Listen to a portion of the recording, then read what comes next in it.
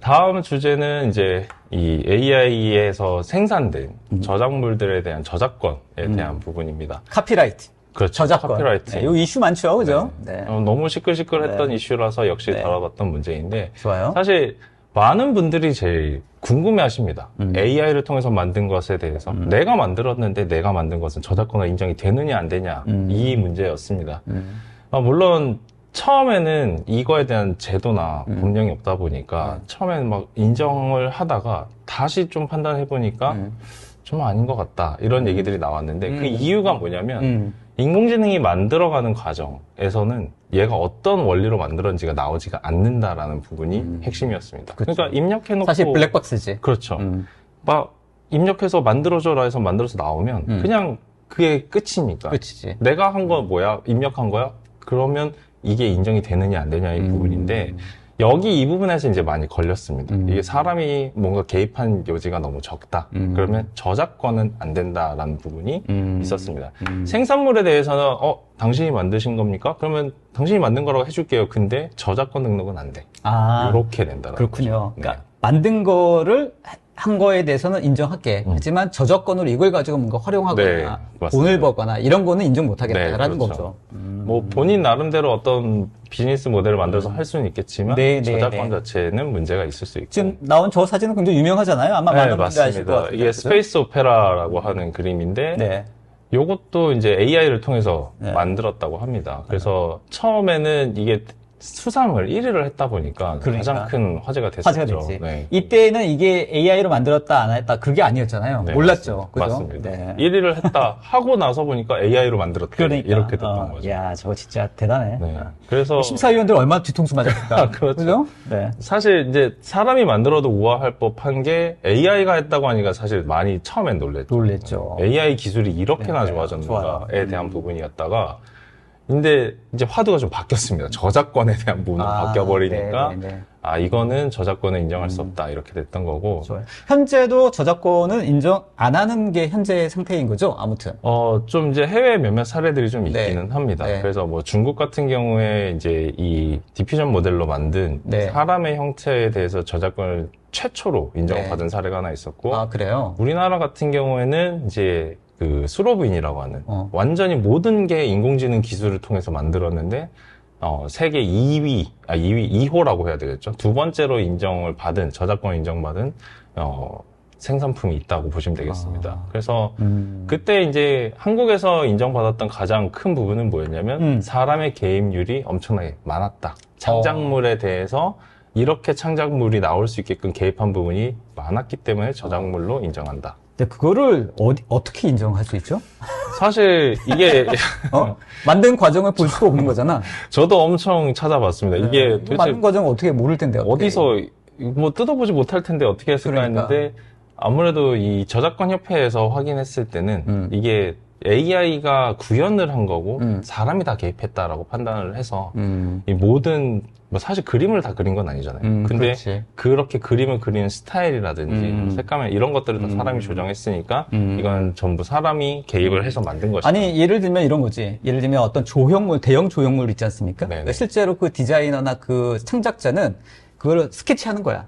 이렇게 해. 그럼 그걸 그대로 이제 예를 들면 제작하는 사람들 그대로 제작을 하지 않습니까? 네, 맞습니다. 그러면 기본적인 이 설계나 아이디어는 창작자가 낸 거고 만드는 과정을 내가 직접 하지는 않았으나 이거는 창작자의 저작물이다라고 하는 거니까 그 만드는 과정을 AI가 만들었다라고 인정하는 그런 부분이라고 생각할 수 있을까요? 뭐 쉽게 얘기하자면 프린터로 인쇄한 느낌이랑 비슷하다고 볼 수도 있긴 할 텐데 자, 아무튼 아무튼 애매하다.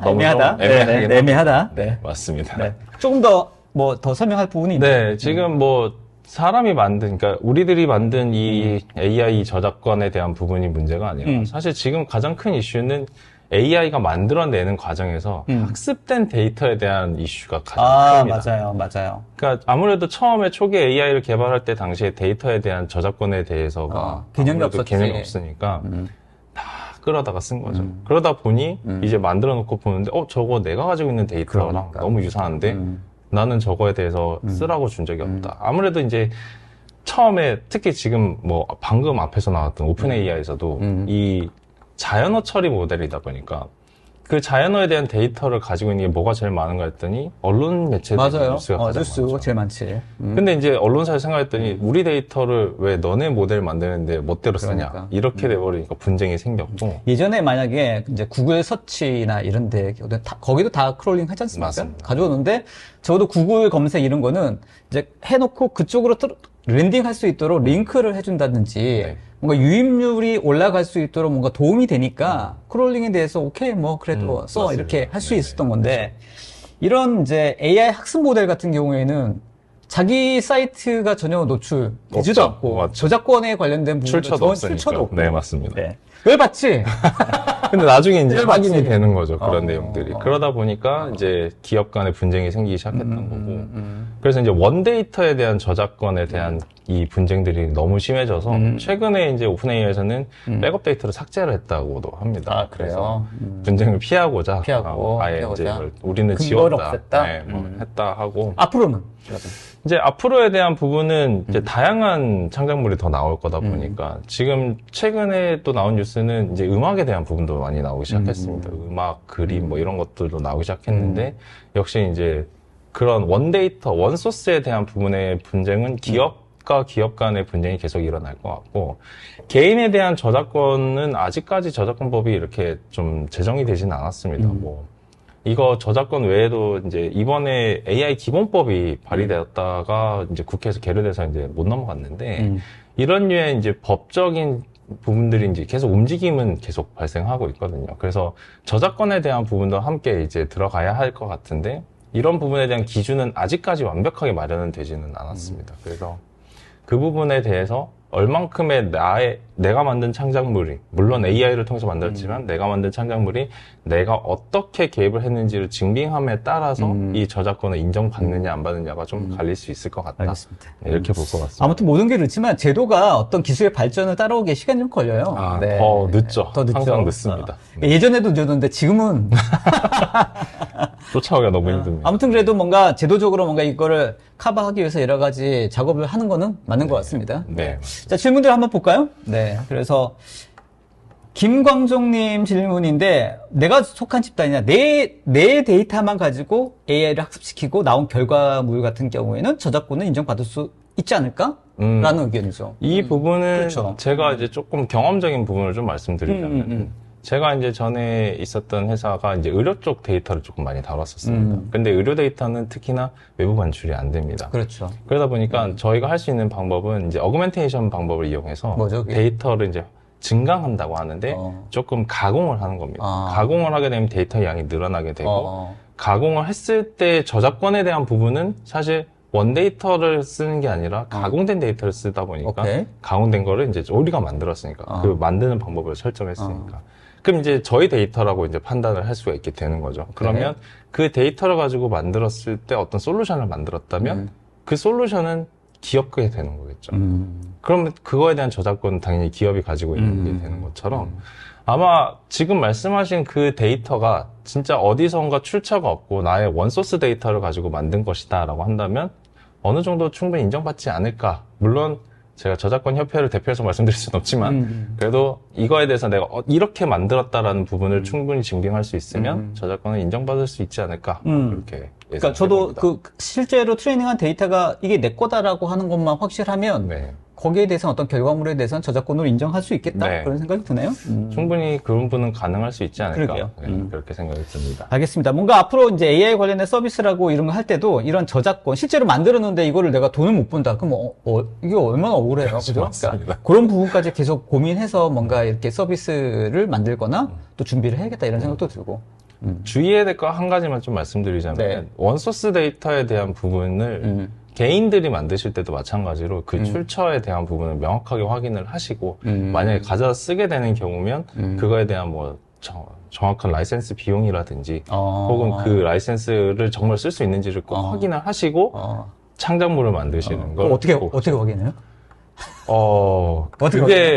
그게 이제 좀 나 확인하고 싶어. 그게 제일 확인할 수 문제긴 없잖아. 하죠. 네. 그만큼의 노력도 필요하지 않을까 예. 그렇게 하여튼 생각이 듭니다. 이게 뭔가 이 AI를 활용해서 뭔가 하려고 할 때도 이게 좀 많이 해봐야 된다. 맞습니다. 방법이 없어요, 현재로는. 네. 어떤 정답이 있는 게 아니고.